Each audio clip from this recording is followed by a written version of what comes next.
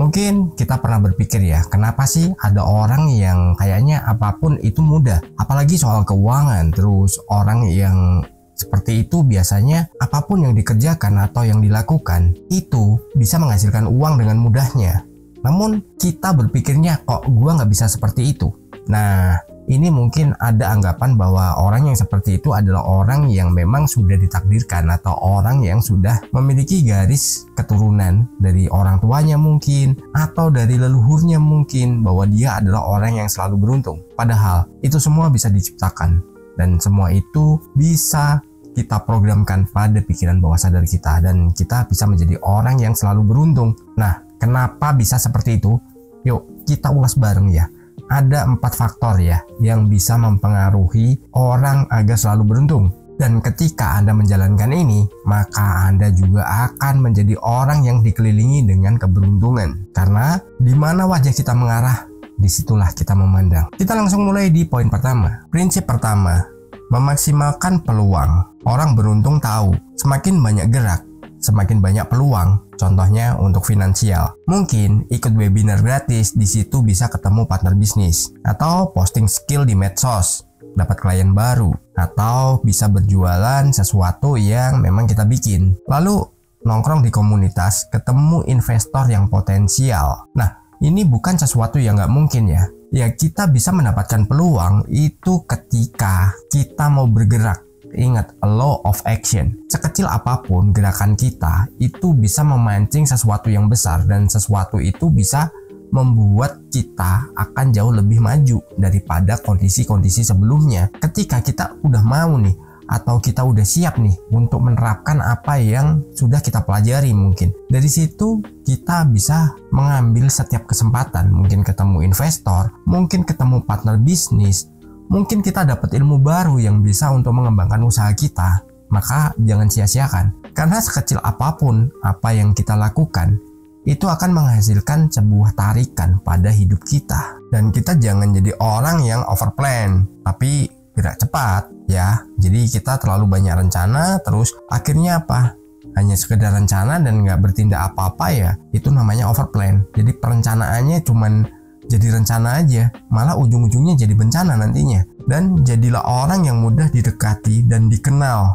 Nah, ini adalah sebuah personal branding. Jadi ketika kita sudah menciptakan yang namanya personal branding, orang mengenal kita sebagai siapa, sebagai apa, dan apa yang bisa kita lakukan, apa yang bisa kita kerjakan. Meskipun hal yang kecil, ketika kita sudah mendapatkan momentumnya, maka kita akan menjadi orang yang benar-benar bisa merubah sesuatu yang kecil tadi menjadi hal yang besar. Nah, ketika Anda berani memulai sekecil apapun, maka ya Anda akan mendapatkan peluang-peluang yang itu mungkin dari bawah dulu ya. Mungkin dari hal yang sepele, tiba-tiba nanti ada tawaran nih, ada level yang akan membawa kita jauh lebih tinggi lagi ya dari level-level sebelumnya. Namun ini perlu dipelajari, dan ini yang jelas harus ditanamkan pada pikiran bawah sadar kita bahwa kita orang yang memang beruntung. Jangan nanti baru kita mengalami ya mungkin sebuah tantangan, itu kita beranggapan wah nggak cocok nih. Ternyata mempelajari ini atau menjalani ini adalah sesuatu yang membuat gua sial. Nah, ketika teman-teman ada pemikiran seperti itu, maka ya justru sial yang akan datang. Maka teman-teman harus optimis ya, meskipun juga harus yang namanya waspada. Jangan ketika teman-teman nanti optimis, teman-teman udah percaya diri, tiba-tiba ada orang yang bilang lu nggak pantas, lu nggak bisa, terus apa? Nyerah dan putus asa. Ya, itu malah justru akan membuat teman-teman ini nggak akan berubah selamanya. Jangan pernah ikuti kata orang yang itu tidak mendukung kita atau tidak ingin kita bertumbuh. Ketika kita mengikuti orang seperti itu, kita larut dengan apa yang dia ungkapkan kepada kita, maka ya kita akan jadi bagian dari mereka. Makanya teman-teman harus siapkan diri untuk tidak mendengarkan orang lain. Karena apa? Ketika Anda punya rencana, cukup Anda diam. Ketika Anda punya impian, mungkin mobil mewah, mungkin rumah mewah, mungkin penghasilan yang besar, cukup Anda diam. Hanya berceritalah kepada orang yang mengerti dan mau menerima. Tapi nggak semua orang mau mengerti dan nggak semua orang mau menerima. Kenapa? Diam jauh lebih baik. Anda harus terus bergerak. Contohnya gini, mungkin Anda tahu yang namanya Charlie Chaplin ya. Mungkin di film zaman dulu ya, dia ibaratnya sedikit bicara tapi bergerak bagai mesin. Dia action. Dan akhirnya apa? Apa yang dia lakukan? Membuat dirinya besar dan dikenang sampai saat ini. Nah, itu sesuatu yang memang kita harus banyak diem aja. Dalam artian diem itu nggak perlu ngomong ke orang lain, karena orang lain ini kadang nggak ngerti. Kadang orang lain ini malah justru membuat kita nggak jadi bersemangat, membuat kita ini berpikiran bahwa apa yang kita lakukan adalah sesuatu yang sia-sia. Padahal Anda tahu nggak ada sesuatu yang sia-sia. Kita lanjut di poin kedua. Nah, ini juga adalah sebuah prinsip ya, karena kita membahas 4 prinsip. Mengandalkan intuisi. Sebelumnya kita udah bahas juga ya soal intuisi, namun nggak masalah, ini kita ulang sedikit. Jadi sekedar mengingatkan teman-teman kalau ini adalah sesuatu yang penting juga. Uang juga datang ke orang yang bisa baca sinyal dan ambil keputusan tepat. Anda merasa ada peluang bagus di sebuah bidang, coba riset dan tes kecil dulu. Jadi Anda lakukan riset kecil dulu. Mungkin Anda pengen berjualan sesuatu, atau Anda pengen bisnis jasa sesuatu. Nah, dari situ Anda bisa riset dulu. Yang membutuhkan jasa atau produk Anda ini siapa, terus target marketnya seluas apa. Anda harus tahu ya. Jadi Anda harus riset dulu dan Anda harus pelajari.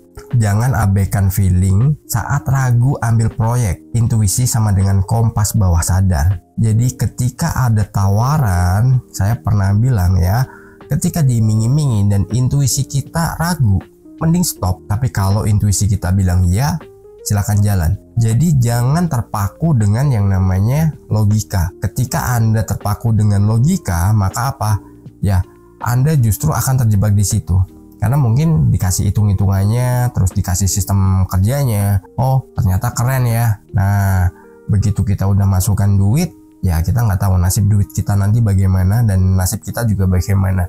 Itu kita nggak tahu. Kita lanjut aja ya di poin ketiga. Nah, prinsip ketiga ini adalah berpikiran positif akan keberuntungan. Keyakinan Anda membentuk kenyataan finansial Anda. Orang optimis lebih berani mengambil kesempatan, lebih banyak peluang, lebih besar potensi untung. Kalau kita percaya rezeki itu mudah, kita akan gerak seperti orang yang layak mendapatkannya. Anda bisa afirmasi, saya terbuka terhadap aliran uang dari berbagai sumber. Saya percaya uang datang dengan mudah dan menyenangkan. Jadi ya Anda memang kembali lagi ya, harus lakukan yang namanya apa? Law of action. Tanpa Anda bergerak, Anda nggak akan pernah dapat apa-apa. Sering saya bilang juga, ketika kita menaiki sebuah sepeda kayu, kalau kita diam, kita akan terjatuh. Tapi kalau kita kayu, kita akan sampai di tempat tujuan dimanapun itu. Selama kita kuat mengayuhnya, ya jalankan. Tapi kalau kita udah nggak kuat, istirahat dulu. Jadi ibaratnya gini, ketika kita melakukan sesuatu untuk masa depan kita, atau Anda menjalankan pekerjaan, atau Anda menjalankan sebuah usaha, dan dari situ mungkin muncul ya yang namanya stuck. Jadi kita udah buntu, kita udah jenuh ya. Memang setiap orang ada yang namanya titik jenuh. Jangan dipaksakan. Kita diam dulu sebentar, kita istirahat dulu, rilekskan pikiran, dan nanti setelah itu baru kita jalankan lagi. Nah, ketika kita udah fresh, maka apa? Peluang-peluang baru, ide-ide baru itu akan muncul. Banyak orang yang dia menjalankan sesuatu nih, dia maksa atau ngoyo. Nah, ketika itu udah dilakukan terus-menerus, ya tiba-tiba apa? Gak ada perubahan, dia nggak bisa apa-apa, dia udah mentok di situ, ide pun nggak muncul. Jadi ya sudah, kalau kita memang lagi mentok, kita relax dulu, santai dulu.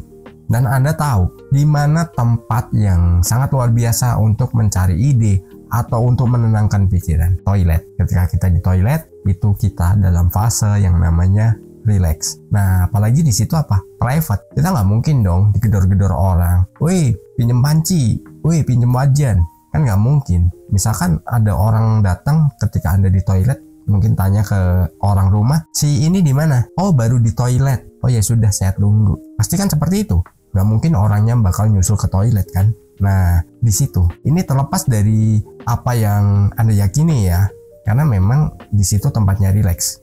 Di video yang lama banget itu saya pernah membahas kenapa di toilet itu kita bisa relax, kita bisa afirmasi, dan kita mudah banget muncul ide-ide yang baru. Kita lanjut di poin keempat. Dan di poin keempat ini adalah prinsip yang terakhir ya, prinsip keempat ya, mengubah nasib buruk jadi peluang. Orang beruntung bukan nggak pernah gagal, mereka tahu cara memelintir kegagalan jadi rezeki. Gagal jualan, ya itu adalah bahan evaluasi untuk jualan berikutnya. Kita bisa evaluasi, kita bisa cari ide, kita bisa kembangkan lagi di mana kelemahan kita. Lalu ditolak klien misalkan, ya dapat feedback buat upgrade penawaran. Jadi kita bisa lakukan evaluasi lagi dan kita bisa kembangkan lagi apa yang bisa kita berikan berikutnya atau kepada klien yang baru. Nah, itu teman-teman bisa terapkan, teman-teman bisa jalankan. Sebenarnya simple, hanya saja kadang pikiran kita ini yang membuat rumit. Pikiran kita yang membuat kita ini malah justru menyerah di tengah jalan. Kegagalan itu adalah sebuah data dan kegagalan itu bukan sebuah drama. Jadi teman-teman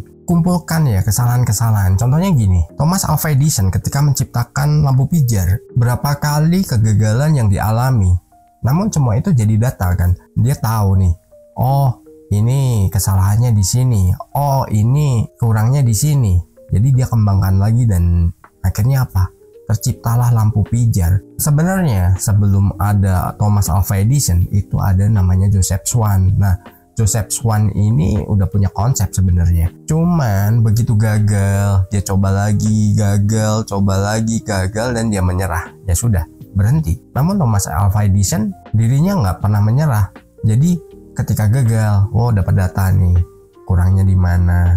Akhirnya diulang-ulang terus dengan konsep yang dia kembangkan lagi dan dia sempurnakan lagi. Akhirnya terciptalah sampai sekarang ini kita bisa menggunakannya dan kita bisa bertemu di sini juga. Karena apa? Tanpa penerangan, tanpa lampu, manalah kita bisa kelihatan malam-malam seperti ini dan manalah kita bisa bikin konten yang mengedukasi teman-teman.